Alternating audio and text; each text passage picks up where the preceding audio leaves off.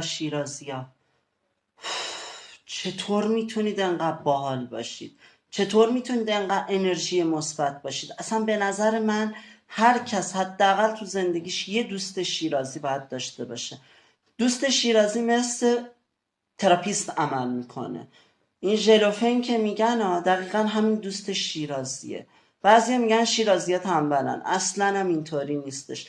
شیرازی بهت یاد میده که دنیا دو روزه، الکی واسه چیزی که ارزشش رو نداره هرس و جوش نخوری، نمیدونم دنیا رو اینقدر سخت نگیری. شیرازی ها محشرن.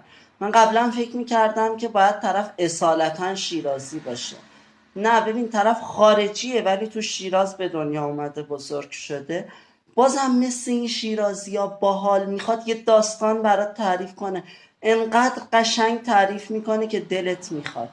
یعنی اصلا دوستای شیرازی با جنبه، با معرفت، با حال، پر از انرژی مثبت، پر از آرامش. دوست شیرازی داشته باشی پیر نمیشی. انقدر که این بشر باحاله، انقدر که این بشر دوست داشتنی.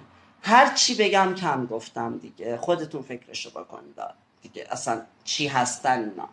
هر چی بگم کم گفتم.